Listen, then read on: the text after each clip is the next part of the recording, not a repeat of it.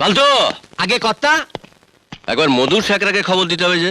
কেন বাবা, আবার নতুন গয়না বানাতে দেবে নাকি? হ্যাঁ অপু, আমি বৌমার জন্য কিছু নতুন গয়না তৈরি করতে দেব। আমার নতুন গয়নার দরকার নেই বাবা।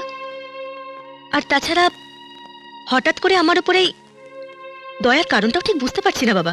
দয়া নয় বৌমা, দয়া নয়, এ আমার পাপের প্রায়শ্চিত্ত। বাবা, আপনি এসব কি বলছেন? ঠিকই বলছি বৌমা, আমার বয়স হচ্ছে, আজ আছি কাল নেই। তাই শেষ বয়সে তোমার প্রতি সমস্ত দুর্ব্যবহার মুছে ফেলে দিয়ে আমি শান্তিতে মরতে চাই।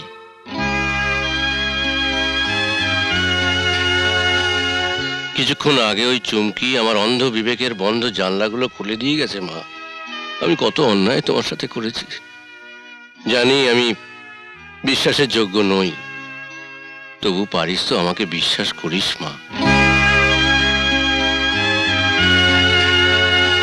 পাল্টু, আগে সামনেই বৌমার সাধ। আমি চাই রাজারা ওই দিনে এসে বৌমাকে আশীর্বাদ করে যাক।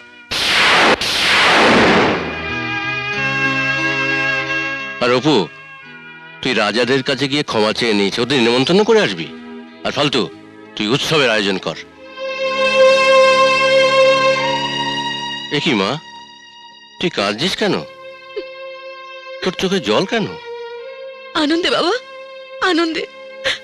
আজ থেকে আবার নতুন করে বাঁচতে ইচ্ছে করছে বাবা। বাঁচবি মা, নিশ্চয়ই বাঁচবি। এই সংসার আলোয় আলোকিত করে তুই আবার বাঁচবি। টিয়া, মন্দিরে যাচ্ছিস? উফ, ঠিক বেরোবার সময় পিছু ডাকে। হ্যাঁ যাচ্ছি। কেন? আমিও যাব।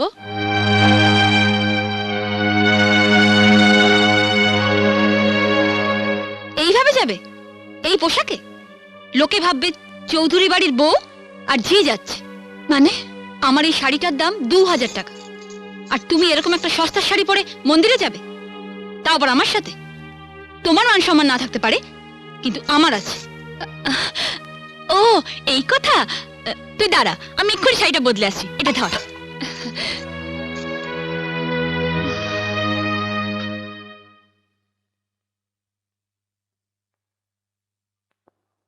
টিয়া, আমি রেডি, ঠিক আছে? এ কি, এটা তো আমার শাড়ি।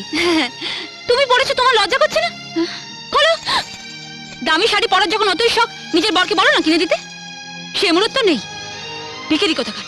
কি বলছিস তুই টিয়া? তুই আমি দুই যা, আমরা বোনের মতো। তোর শাড়ি আমি পরবো, আমার শাড়ি তুই পরবি, এটাই তো স্বাভাবিক। থাক দিদি, অনেক হয়েছে। আবার না বলে বসো তোমার বরকে আমি রাখবো, আমার বরকে তুমি রাখবে, সেটাও স্বাভাবিক। টিয়া, কি আবার চোখ রাঙানো?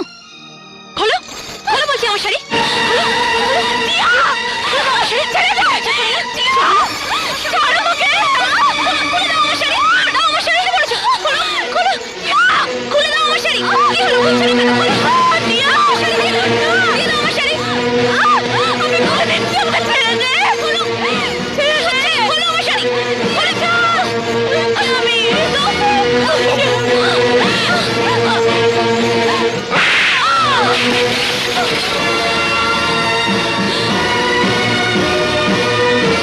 টিয়া, ওঠ। তুমি আমাকে চড় মারলে, আমার গায়ে হাত তুললে। হ্যাঁ তুললাম, ইচ্ছে করছে তোমার সাথে সম্পর্কটা শেষ করে দিতে। ভবিষ্যতে কোনো দিন যদি আমার দেবীর মতো বৌদিকে তুমি অপমান করো, তাহলে তোমাকে আমি জ্যান্ত পুঁতে ফেলবো। আমাকে তুমি বুঝে ফেলবে। আমি এবারে থাকবো না, কিছুতেই না, কিছুতেই না।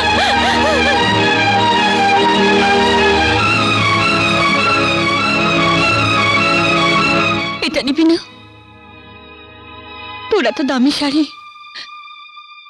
যাচ্ছিস যা টিয়া, কিন্তু একটা কথা মনে রাখিস, শাড়ির চেয়ে অনেক বেশি দামি স্বামী। তার দামের হিসেব করতে গিয়ে নিজের সংসারটাকে ভেঙে ফেলিস না। টিয়া,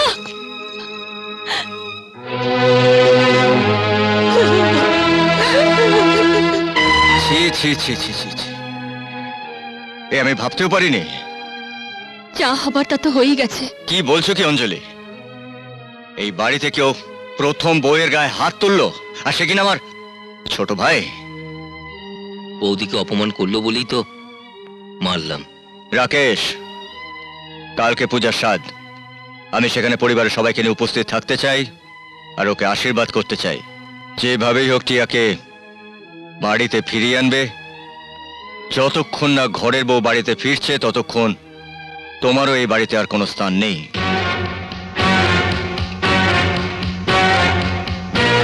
বৌদি, বৌদি তুই রানা, রানা বল আমি কি কোনো অন্যায় করছি? আরে শোন মামা,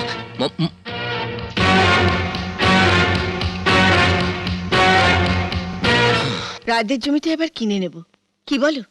আপনি অনুমতি দিলে আমি কথা বলতে পারি। হ্যাঁ হ্যাঁ, আপনি যত তাড়াতাড়ি। দাঁড়াও,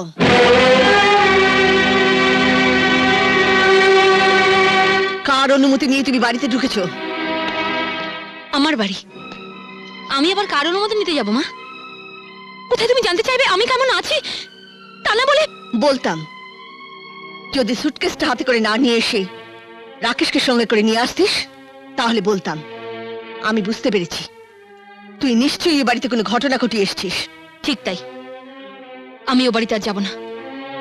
আমি একেবারের জন্য চলে এসেছি। রাজা দেবতার মতো মানুষ, ছোট দুটো ভাইকে বুক দিয়ে আগলে রেখেছে, বোনের সুখের জন্য সমস্ত সম্পত্তি দান করেছে, আর তুই ওদের মতো মানুষের সঙ্গে মানিয়ে চলতে পারলি না।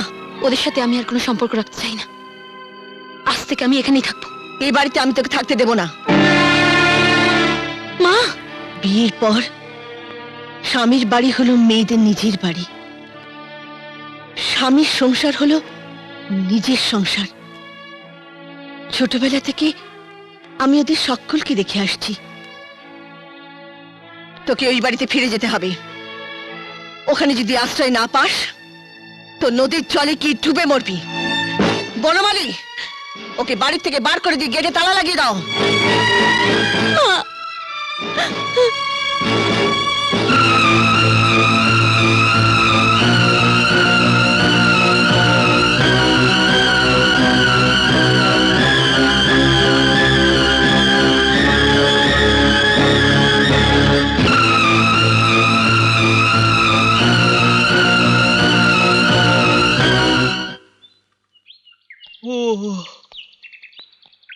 ও ঘন্টা মামা শোনো, ভিখারি এসে কিছু দিয়ে দে। আরে ভিকিরি কোথায়? আমি তো। আরে কি রানা, রানা টাইম নেই শোনার টাইম নেই। বাবা, বাবারে, ও এ কি? তুমি ওখানে কি করছো? ঘর থেকে তত্ত্ব নিয়ে এসো, ভেতরে যাও। দাদা তো আমাকে ভেতরে যেতে। আরে বাবা, যাও না ভেতরে। বাবা, আমার হলোটা কি? আমাদের কেউ পাত্তাই দিচ্ছে না।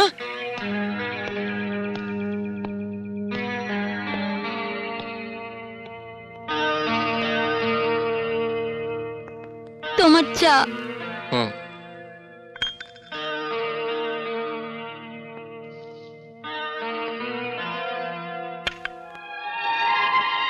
এই কি তুমি তুমি এখানে এলে কি করে?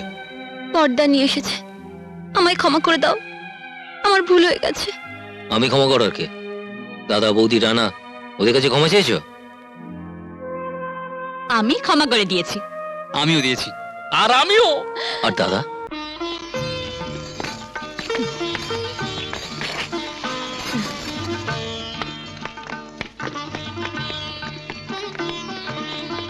আসুন আসুন নমস্কার। আসুন আসুন, যান বোনকে আশীর্বাদ করুন, যান।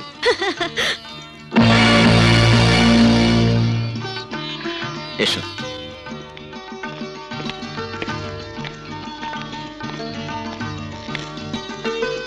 কেমন আছিস পূজা? ভালো। আমরা সব আজ নিজের হাতে রান্না করেছি, সব তোর প্রিয় খাবার। তোর দাদারা নিজের হাতে তত্ত্ব সাজিয়েছে। দাঁড়াও বৌদি, দেখি কি এনেছো। এই দেখ, এই হচ্ছে তোর শাড়ি আর এই হচ্ছে তোর চুড়ি। ছি ছি ছি ছি ছি ছি ছি, তোমরা কি তোমরা তো দেখছি রাজবংশের নাম ডুবাবে। এসব কি সব সস্তার তত্ত্ব? একটু সোনা দানা জোগাড় করে তো আনতে পারতে এখানে।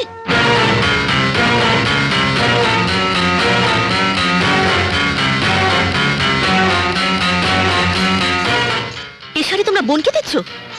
এ তোমার শ্বশুর বাড়ির কাজের লোকেরা পড়ে।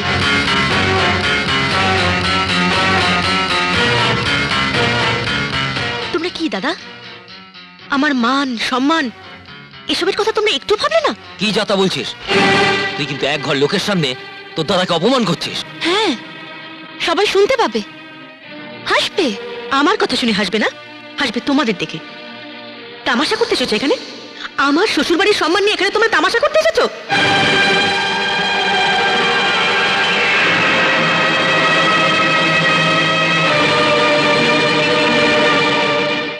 আমায় ক্ষমা করে দে পূজা। তোর গরিব দাদার এর বেশি আর সামর্থ্য নেই। তাহলে দিতে না, আসতে না এখানে। যে কুটুম্বিতা রাখার জন্য তোমাদের কাছে টাকা নেই, সেখানে তো না আসাই ভালো, তাই না? দাদা, এরপরেও তোমরা এখানে থাকবে, ওকে আশীর্বাদ করবে? আমি পারবো না, আমি তোমাদের মতো উদার নই। আমি চললাম। হ্যাঁ হ্যাঁ, এভাবে অপমানিত হওয়ার কোনো মানেই হয় না। চলো। হ্যাঁ হ্যাঁ, চলে যাও, চলে যাও তোমরা এখান থেকে। আর যাওয়ার সময় এসব লোক দেখানো জিনিসপত্রগুলো তোমরা নিয়ে যাও।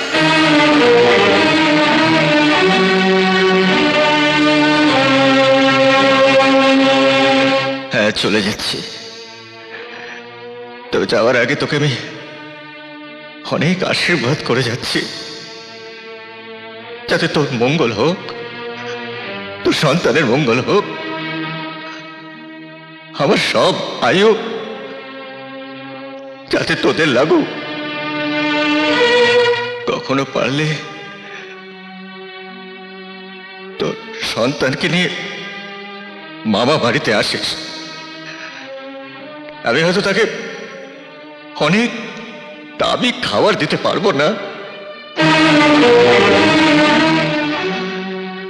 তবে আমারই বুকে অনেক জায়গা, যে জায়গায় আমি তোর সন্তানকে একটু জায়গা দিতে পারবো, যে বুকে তুই এতদিন এসে খেলে বড় হয়েছিস। চলি।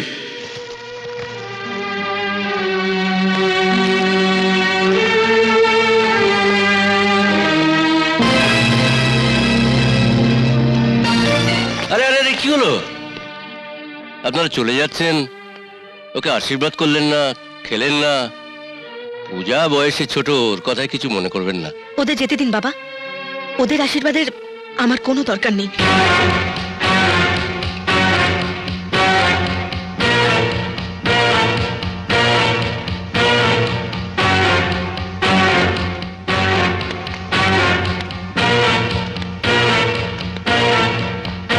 তোমার দরকার না থাকতে পারে, কিন্তু আমার তো আছে।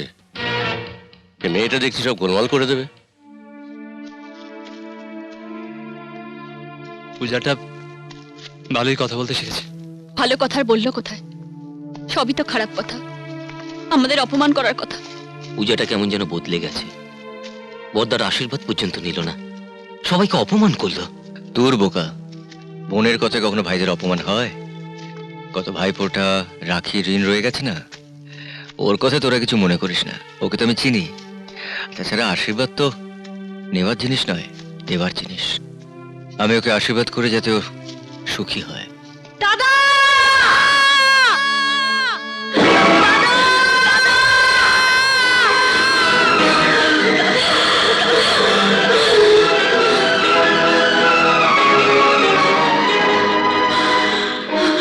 এ কি পূজা, তুই? দাদা, দাদা, তোমরা আমাকে ক্ষমা করো। আমি তোমাদের অনেক অসম্মান করেছি, অপমান করেছি। তুমি তুমি আমাকে মারো, বকো, কিন্তু ভুল বুঝো না। কি হয়েছে কি আমাকে বল। দাদা, মহিম ঘোষাল চক্রান্ত করেছিল আজ সমস্ত সম্পত্তি কেড়ে নেবে, তোমাদের সাথে ভালো ব্যবহার করে, তোমাদের মন জয় করে সব কিছু আত্মসাৎ করবে।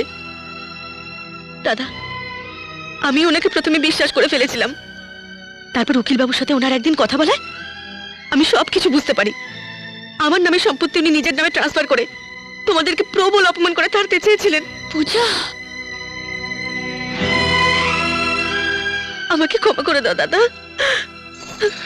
তোর পাগলি, আমাদের সম্মানও বাঁচাবি আবার ক্ষমাও চাইবি, তা কি হয়? তাহলে তোমরা আমাকে সবাই আশীর্বাদ করো।